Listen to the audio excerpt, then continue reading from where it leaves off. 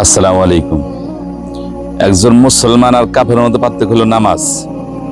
আল্লাহ তাআলা আমাদেরকে নামাজকে ফরজ করছেন, আর নামাজ হলো মুমিন বান্দার মেরাজ স্বরূপ। এই যে আমার হাতে কিতাব দেখতেছেন, জুমার সমকালীন বিষয়ভিত্তিক জুমার বয়ান, আর লেখকটা দেখেন কে? হযরত মাওলানা শাহ আশরাফ আলী থানভী রহমাতুল্লাহ আলাইহি, উনি লেখক। আর অনুবাদ করছে কি? যে কিতাব দেখে আপনাদেরকে নামাজের গুরুত্ব বলতেছে, যে আমরা যে অবহেলা করে নামাজকে এরকম কাটাই দেই, নামাজ করি না, নামাজের গুরুত্ব বুঝি না। এখানে বলেছে নামাজের গুরুত্ব, ইমানের পর একজন মুসলমানের বড় পরিচয় হলো নামাজি হওয়া।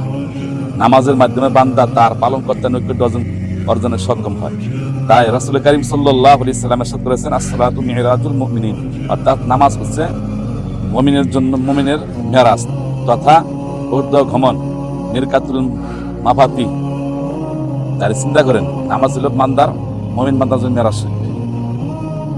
এরপর হোসেন রাসূল কারীম সাল্লাল্লাহু আলাইহি সাল্লামের ইন্তিকালের সময় তার পবিত্র জবান থেকে বারবার উচ্চারিত হচ্ছিল, আসসালাতু ওয়াসসালাতু লিল্লাহি লিল্লাহি লিল্লাহ ফিন নিসা ওয়া মা মালাকাত আইমানুকুম। অর্থাৎ হে আমার উম্মতেরা, নামাজ নামাজ, অর্থাৎ তোমরা নামাজকে ছেড়ে দিও না, এবং নারী ও তোমাদের অধীনস্থ লোকদের ব্যাপারে আল্লাহকে ভয় করো। আল্লাহকে ভয় করো অর্থাৎ তাদের সাথে ভালো আচরণ করো। আল্লাহকে ভয় করো, আল্লাহকে ভয় করো অর্থাৎ তাদের সাথে ভালো আচরণ করো। এরপর দেখুন, রাসূল কারীম সাল্লাল্লাহু আলাইহি সাল্লাম সেও ইন্তিকালের মুহূর্তে সন্তানাদি, স্ত্রী, পুত্র, নাতি বা অন্য কোনো আত্মীয়দের সম্পর্কে কিছু বলেননি, বরং নামাজ অধীনস্থ লোকদের সম্পর্কে ওসিয়ত করে গিয়েছেন। এবং এর দ্বারা সহজে উপলব্ধি করা যায় যে নামাজ এবং অধীনস্থ লোকদের সাথে সুন্দর আচরণের গুরুত্ব অপরিসীম।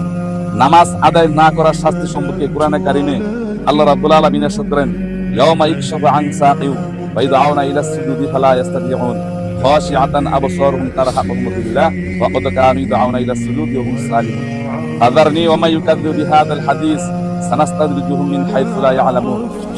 অর্থাৎ গোসা পর্যন্ত পা খোলার দিনের কথা স্মরণ করো, সেদিন তাদেরকে সেজদা করতে আহ্বান জানানো হবে, অথবা তারা সক্ষম হবে না। যারা দুনিয়াতে এরকম নামাজ পড়বে না, তাদেরকে কিয়ামতের দিন সিজদা করতে বলবে, সিজদা করো, কিন্তু তারা সেদিন সিজদা করতে পারবে না। এরপর তাদের দৃষ্টি অবনত থাকবে, তারা লাঞ্ছনাগ্রস্ত হবে। অথচ যখন তারা সুস্থ ও স্বাভাবিক অবস্থায় ছিল, তখন তাদেরকে সিজদা করতে আহ্বান জানানো হতো। অতএব যারা এই কালামকে মিথ্যা বলবে, তাদেরকে আমার হাতে ছেড়ে দিন, আমি এমন ধীরে ধীরে তাদেরকে জাহান্নামের দিকে নিয়ে যাব যে তারা জানতে পারবে না। তাহলে মুহতারাম হাজিরিন, চিন্তা করুন যে এই যে অবহেলা করে আমরা নামাজ মারতেছি, নামাজ এরকম করতেছি না, মন গড়া আইন মানে চলতেছি, মন গড়ার মতো এরকম চলতেছি, আমাদের নামাজের হিসাব যে নেওয়া হবে কিয়ামতের দিন, সর্বোত্তম বান্দার নামাজের সামনে হবে, তখন তাহলে কি জবাব দেবে? এই বিষয়টা সকলে খেয়াল করবেন।